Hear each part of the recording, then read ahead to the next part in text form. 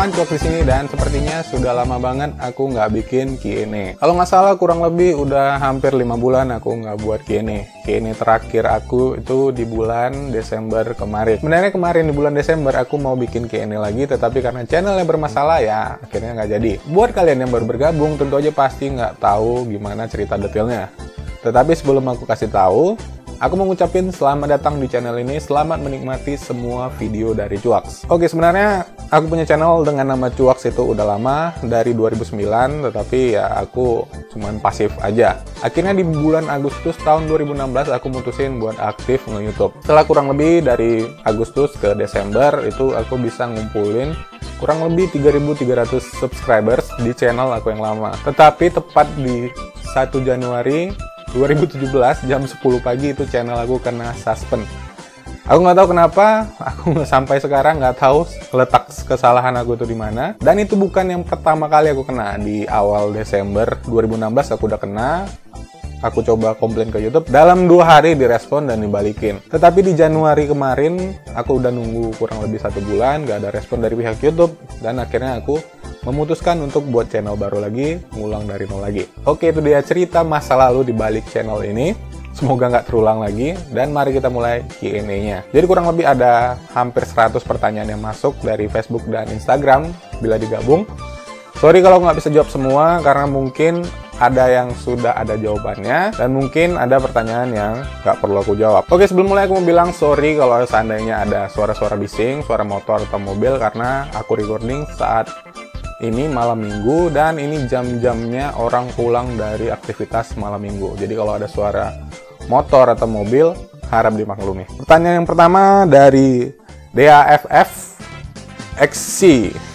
Bang, kalau pin sysvan di Mobo cuma 1, bagusan pakai splitter apa colok Molex ya? Thanks. Jadi menurut aku, kalau aku sih ya lebih bagus pakai kabel splitter. Kenapa? Karena kalau fan itu dicolokin ke Mobo, kita bisa ngontrol kecepatan dari fan, atau setidaknya kita buat ke mode auto. Tapi kalau kalian slotnya itu cuma 1 dan kalian nggak pakai kabel splitter, terpaksa kalian harus colokin fan-nya itu ke Molex, dan di Molex itu kalian nggak bakal bisa ngontrol kecepatan fan kalian. Jadi fan kalian akan berputar di kecepatan maksimal, yang artinya pastinya akan sangat bising. Oke, pertanyaan kedua dari Bayu. Bang, Vega yang bagus buat edit After Effects Premiere, kubu merah apa kubu hijau?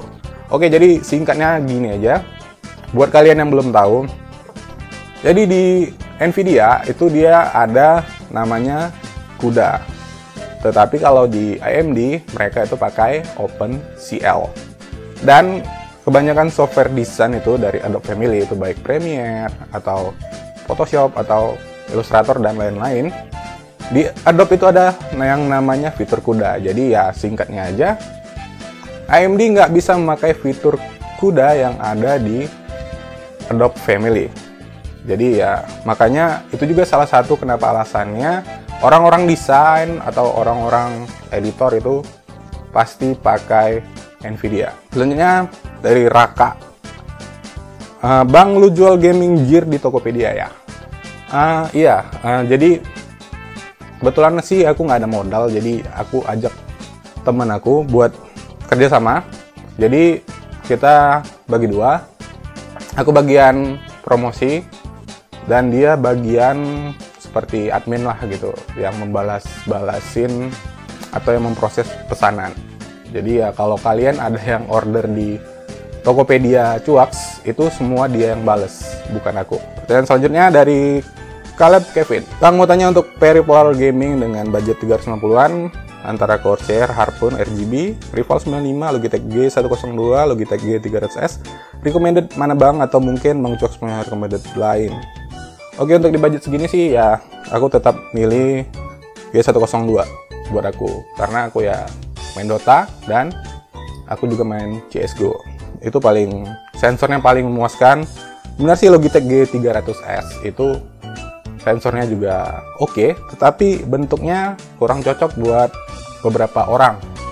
Dan di situ kan tombol makronya banyak. Mungkin buat yang G300S kebutuhannya lebih untuk kalian yang mau pakai makro. Sedangkan yang G102 yang suka yang simple-simple. Oke? Caleb Kevin sudah aku jawab. Selanjutnya dari Marcelino Reza, kalau misalnya rakit PC gaming lebih milih i5 atau Ryzen 1400. BTW, kapan bikin Tokopedia? Monitor apa yang bagus? Wow, men, gila. Pertanyaannya ramai banget. Oke, aku jawab satu-satu. Oke, kalau dari budget sih, budget dan performa ya jelas Ryzen lah. Kalian mau pakai editing, mau pakai gaming ya Ryzen lah. Kapan bikin Tokopedia? Udah ada Tokopediaku. Monitor apa yang bagus? Harga 1,8. Ada, aku rekomendasiin LG 2 berapa gitu ya. Nanti aku tampilin deh di sini. 1050 Ti atau RX 460 dari Susu Kada Liaraska. Apaan sih ini namanya? Kembali lagi ke kebutuhan kamu. Seperti yang aku jelasin sebelumnya, intinya yaitu kebutuhan kamu. Dari Xmon Game, Bang lebih enak mana monitor 24 inch atau 27 inch? Tergantung kebutuhan kamu, bro. Jadi kalau kamu mau buat gaming, sebenarnya kalau pendapat aku ya, buat gaming itu makin gede monitornya ya makin susah gitu, karena mata kita kan terbatas gitu. Mau lihat sudut ke sudut itu jadi makin susah. Jadi menurut aku sih buat gaming yang paling maksimal, paling cocok itu 24 inch. Itu pun nggak semua orang cocok, mungkin ke 23 inch itu paling cocok. Apalagi buat main game seperti Dota atau FPS yang memerlukan respon yang cepat gitu untuk melihat posisi musuh kalian ya. 23 atau 24 inch jawabannya. Tapi kalau kalian mau ngedesain, khususnya ya seperti katakanlah di Photoshop gitu. Jadi kalau kalian mau ngezoom, itu detailnya lebih enak lagi. Karena ya layarnya yang gede.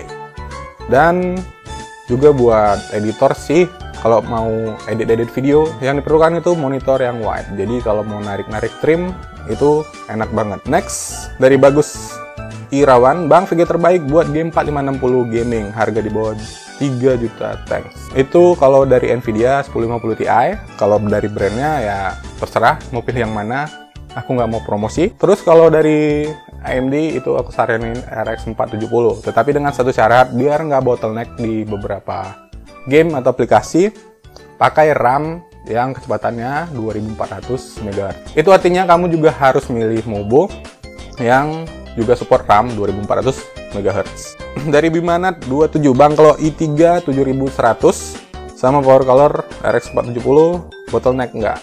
Sebenarnya sih kalau kalian mau nanya bottleneck, itu kalian harus tanyakan lebih spesifik, karena bisa aja di aplikasi A dia nggak bottleneck, tetapi di aplikasi B dia bottleneck.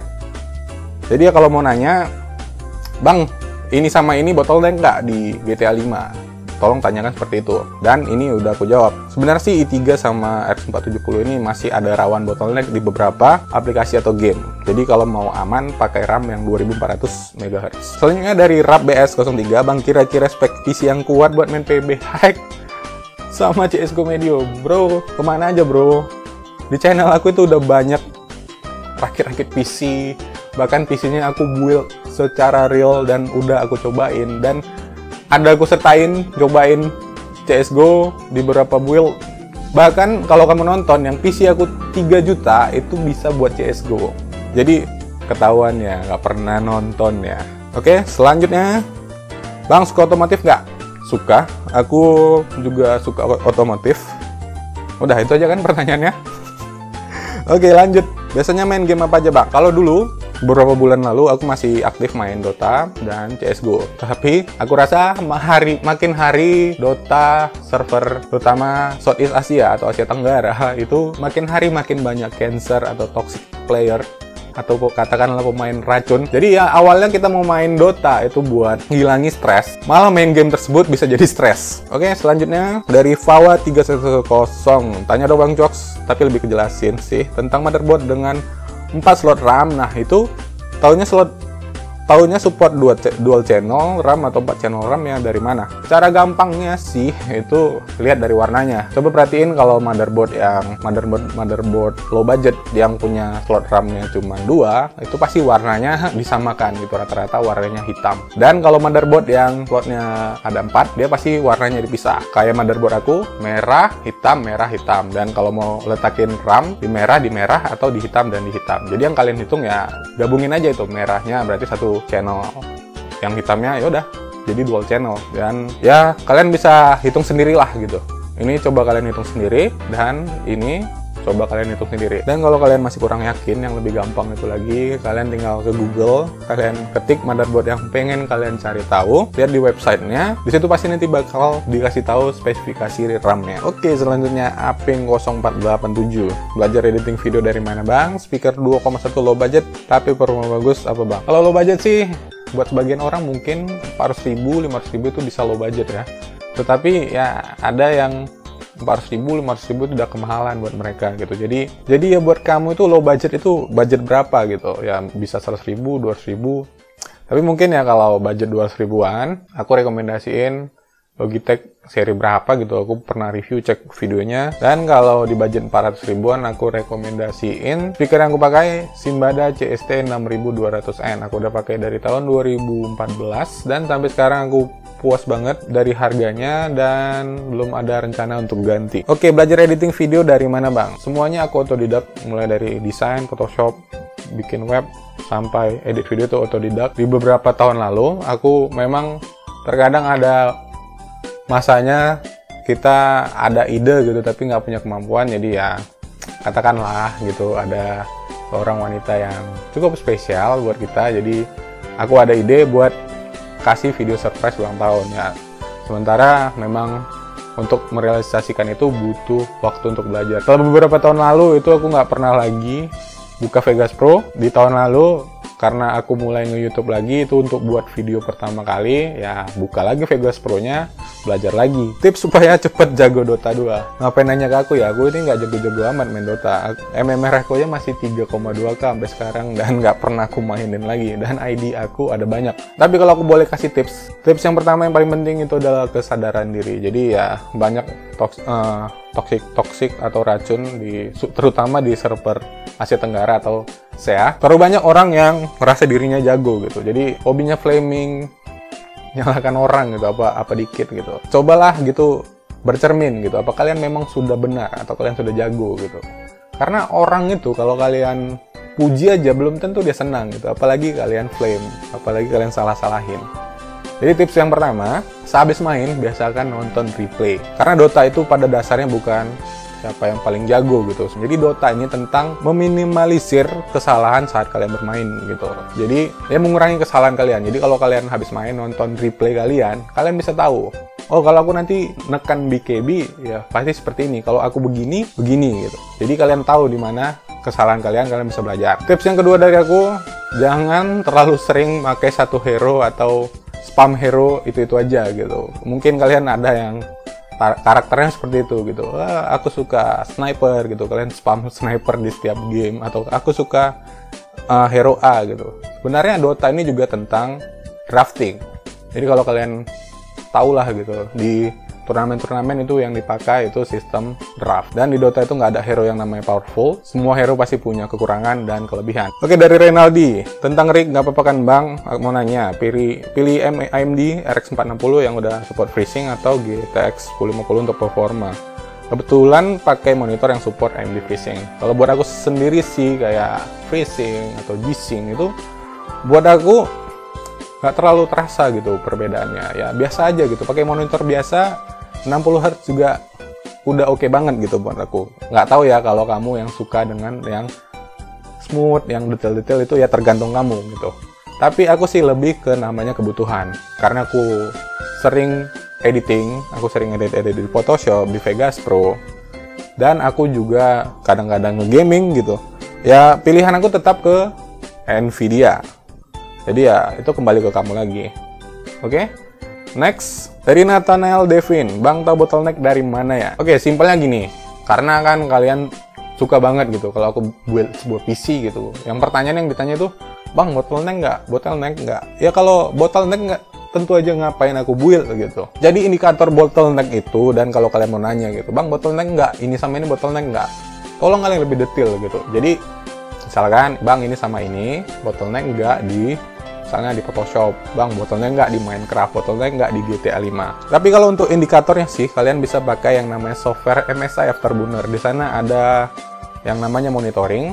Kalian bisa lihat, di situ kalian aktifin CPU usage. Jadi kalian bisa lihat berapa persen pemakaian dari CPU, karena yang paling sering bottleneck itu ada di prosesornya. Kalau di GPU itu jarang. Dan kalian juga bisa monitoring yang namanya GPU kalian, GPU usage dan CPU usage. Jadi kalau CPU kalian sudah berada di angka 90% penggunaannya, itu udah jelas bottleneck, 90% ke atas. Sementara kalau GPU kalian masih anteng-anteng di 50%, di 40%, itu udah bottleneck. Tapi kalau mereka sama-sama berjalan di 50-60 gitu, misalnya prosesornya 60, GPU-nya 50%, itu nggak bottleneck. Dan bahkan kalau GPU-nya usage-nya 50% dan prosesornya tuh di 80, itu belum bottleneck. Dan kadang gitu ya, bisa aja di Dota sebuah prosesor dan GPU nggak bottleneck, tetapi kalau main di GTA 5 juga nggak bottleneck. Tapi kalau waktu diajak main game berat seperti The Witcher, itu bisa bottleneck. Jadi ya indikatornya kalian bisa pakai bantuan software MSI Afterburner. Selanjutnya, Bang punya istri atau punya pacar nggak? Ini udah aku jawab di Q&A yang pertama, aku belum nikah. Dan kalau kalian mungkin lihat aku ini kayak udah tua gitu ya, padahal nggak. Aku baru nginjak 26 dan aku masih muda dan belum ada rencana nikah. Kalau pacar sih ada. Kalau i3 sama GTX 1070 bottleneck nggak? Kalau ini sih udah jelas bottleneck, tetapi kalau kalian pakai Photoshop itu nggak bottleneck. Kalau mungkin main Minecraft atau main apa ya game-game ringan seperti Minecraft gitu, itu nggak bottleneck. Tapi kalau udah diajak main Dota aja, ini udah bottleneck pasti. Tapi buat apa sih gitu memakai i3 sama GTX 1070?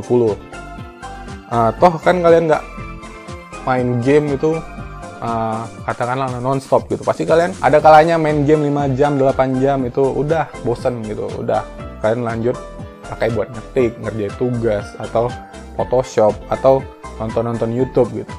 Listriknya pasti bakal sama aja. Listrik kalian nonton YouTube, browsing, itu sama dengan listrik kalian main game. Aku kasih tahu aja, kenapa juga alasan aku ganti dari 1060, aku ganti ke 1050 Ti. Itu alasannya karena listrik.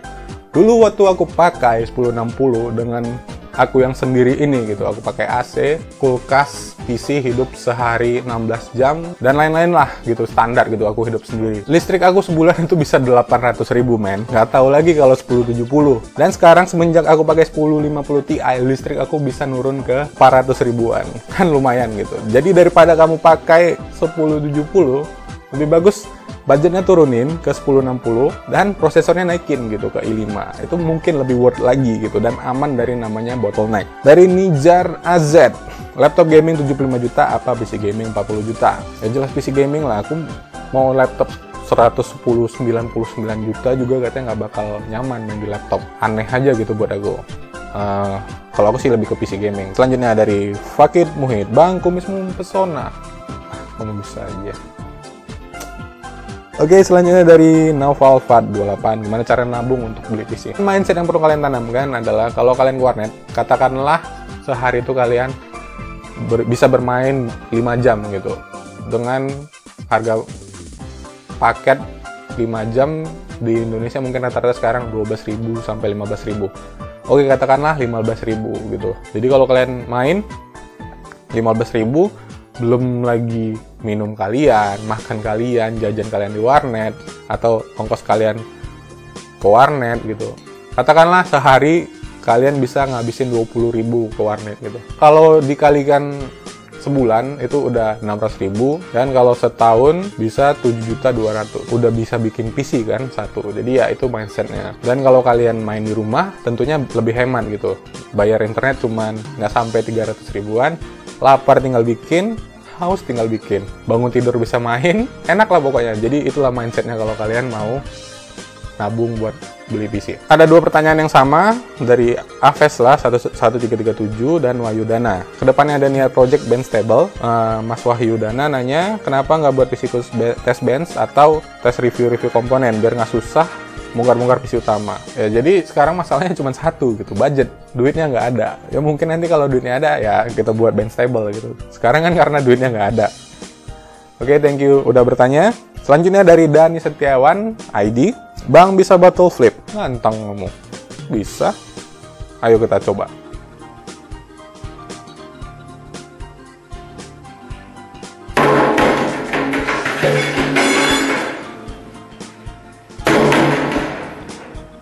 Oke, selanjutnya dari Ramadhani Memanas, dan ini adalah pertanyaan yang paling sering di komen Instagram aku, bang kapan giveaway bang kapan giveaway. Oke, jadi sebenarnya sih ya